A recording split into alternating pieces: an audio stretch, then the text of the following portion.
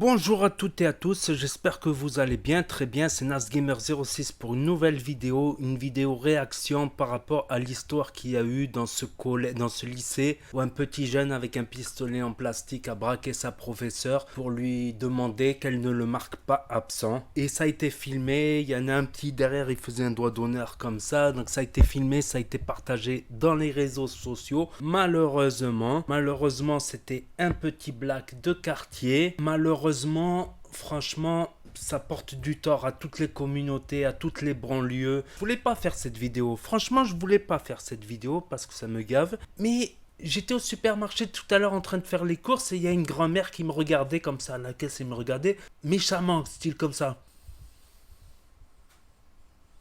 Vous voyez ce que je veux dire? C'est une grand-mère, une dame âgée, quoi.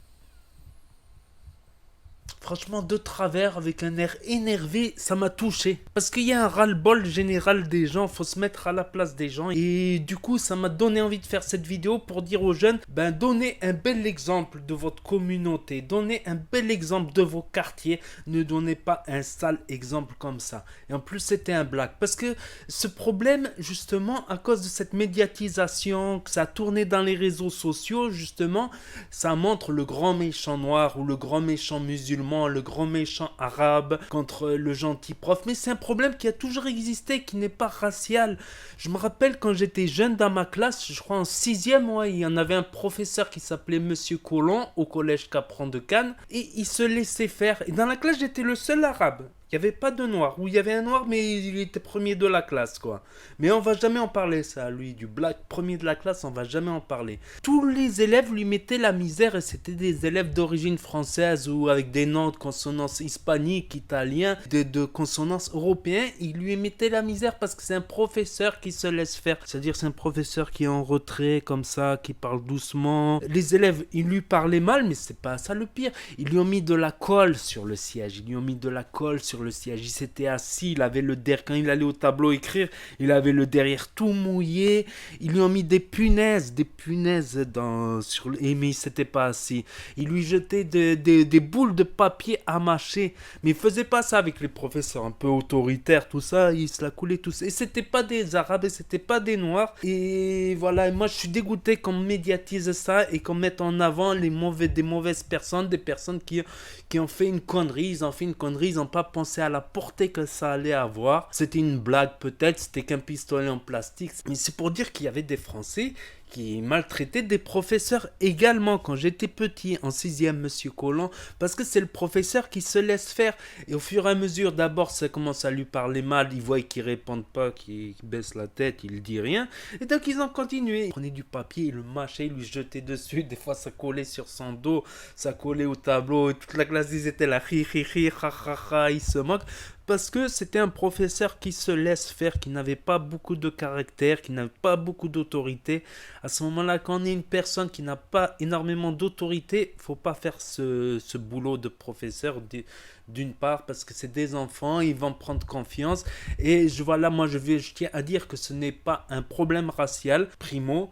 Secondo, je tiens à dire que pour nous, qu'on est en minorité, nous d'origine étrangère, on se doit de bien se comporter pour nos familles, pour donner une belle image des quartiers, pour que les gens qui veulent s'en sortir, ils puissent s'en sortir. Il y aura une minorité qui fera le camp, ça c'est sûr et certain, c'est la minorité qu'on va entendre parler le plus. Par exemple, dans un quartier, on va dire il y a des milliers d'habitants, voire des dizaines de milliers d'habitants dans certains quartiers. C'est quelques centaines de jeunes, dont une partie, ils font rien. Ils font que suivre, écouter du rap, c'est que la mode gangster, casquette, yo yo yo. Il y a encore une plus petite minorité qui font des conneries. Et ça va mener à quoi ça? Quand je vois la grand-mère qui me regarde comme ça de travers, ça va mener à ce que les gens, par exemple les gens des campagnes, qui n'ont jamais vu d'étrangers, des gens d'origine étrangère, ils vont dire ah, regardez, ils foutent le bordel. Et de leur temps, ils mettaient les doigts comme ça, ils se faisaient frapper à la règle, ils se faisaient frapper physiquement par les professeurs, qu'ils étaient plus grands, tout ça. De leur époque, un professeur, tu n'avais pas le droit de lui parler. C'était comme un policier, comme un gendarme. À l'époque des anciens, là, c'est devenu l'inverse. C'est les enfants qui frappent les grands, qui frappent les professeurs. Entre guillemets, c'est des professeurs aussi qui se laissent faire. C'est pas pour cautionner quoi que ce soit, quoi. On va en arriver un jour, ça va voter de plus en plus FN, ils vont passer, ça peut finir par une guerre civile. Et cette guerre civile, elle peut durer longtemps. Et c'est qui va souffrir en cas de guerre civile? C'est qui va souffrir? C'est les femmes, les enfants, c'est vos mamans, c'est vos sœurs, c'est vos petits frères, c'est vos petits cousins qui vont souffrir en cas de guerre civile. Et sachez que la France a assez d'ennemis comme ça pour fournir des armes en pagaille dans les quartiers, que ça fasse une guerre civile, que même les Français ils devront être obligés de quitter le pays, se réfugier pour pouvoir survivre et manger à leur faim. C'est ça la guerre civile. Déjà regardez quand il y a eu les émeutes, Zied et Bouna, quand il y a eu des morts dans les quartiers, qu'il y a des émeutes, il y a eu même des policiers blessés, ça a même tiré avec des fusils à Marseille, ça tire même, ça s'entretue. Mais vous croyez quoi? Vous croyez que les parents ils veulent quoi pour leurs enfants? Vous croyez qu'ils finissent avec une balle dans la tête, règlement de canton de quartier? Vous croyez qu'ils veulent qu'il finisse sa vie en prison avec des coups de lame et des coups de rasoir de partout? Vous croyez que c'est ça qu'elle veut la maman pour son fils? Mais non, la maman pour son fils, elle veut qu'il soit heureux, qu'il ait une jolie femme, qui le rende heureux, qu'il fonde une famille, des enfants, qu'il travaille, qu'il ait une belle voiture, une belle maison, qu'il soit heureux de ses patients, qu'il lui apporte des petits enfants qu'elle pourra chérir et câliner. Eh oui, les mamans, elles veulent pas que leur fils il devienne gangster, qu'ils finissent 4 pieds sous terre. Non.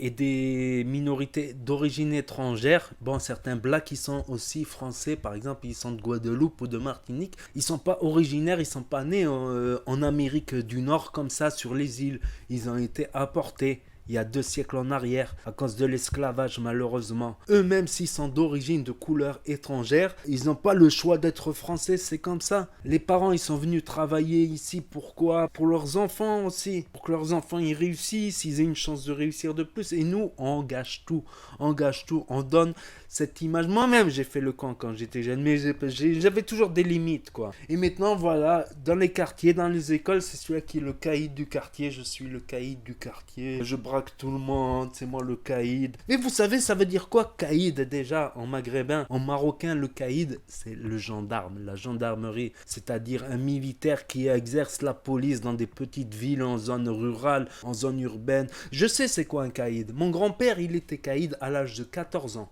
À l'âge de 14 ans, il était caïd, il était gendarme. Il allait pas faire du mal à des gens faibles, mon grand-père. Justement, il protégeait les gens faibles, il protégeait les gens qui se font voler. Il allait risquer sa vie contre des brigands qui venaient voler. Et aujourd'hui, encore dans ma ville au Maroc, quand je cite le surnom de mon grand-père, il y en a qui s'en souviennent. Le surnom de mon grand-père, c'est fils de Mamoun. Et Mamoun, c'était un chef de village qui était aussi juge de village. Et il essayait de, réconcilier les gens quand ils se battaient pour un bout de terre à la campagne, dans les villages. Il essayait de réconcilier d'abord les gens et après il sévissait, il punissait. Et ils étaient connus pour cette autorité. Jusqu'à aujourd'hui, des personnes plutôt âgées, quoi, pas les nouvelles générations de ma ville au Maroc. Tu leur dis le surnom de mon grand-père, soit il tremble comme ça encore, il croit qu'il va ressortir de sa tombe, que le diable va ressurgir, mais c'était des gens justes, c'est ça un caïd, c'est quelqu'un de juste. À la limite, tu fais des conneries, mais tu touches pas aux gens faibles, tu t'en prends à des gens forts, tu t'en prends à des gens aussi forts que toi, s'en prendre à plus faible, tout le monde peut le faire. Même un gamin de 9 ans, il peut s'en prendre à un gamin de 5 ans, ça sert à quoi? Il y a de la gloire à avoir là-dessus,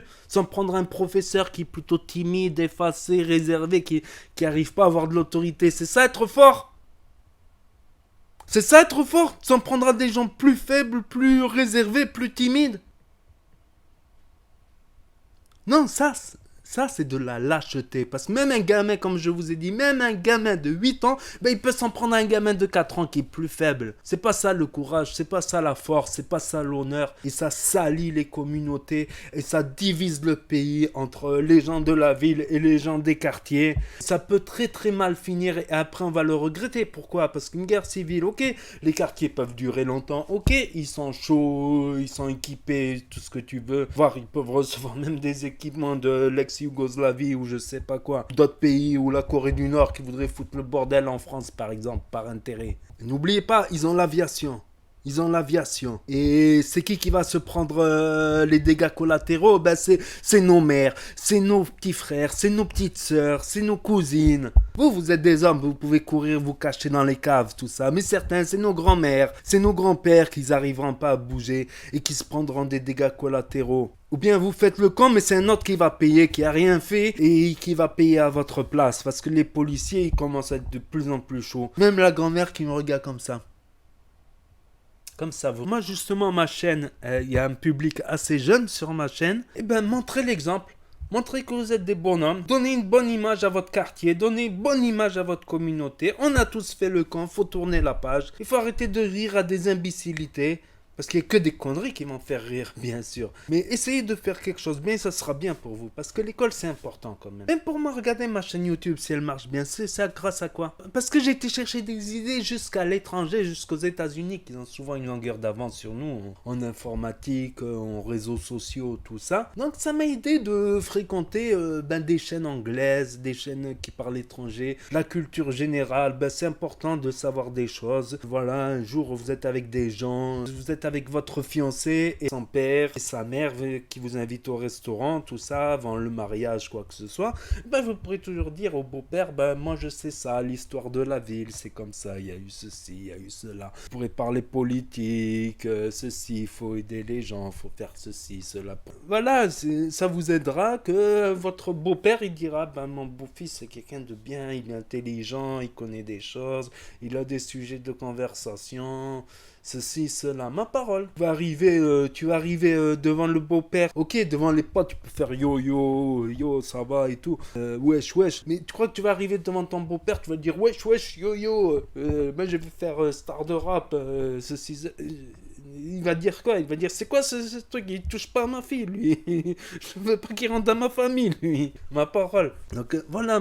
Réfléchissez, je pense qu'il faut donner un bon exemple et il n'est jamais trop tard pour inverser l'opinion publique des gens parce que je vois que l'opinion publique des gens elle est souvent contre les immigrés, contre les gens d'origine étrangère. Donnez le bon exemple.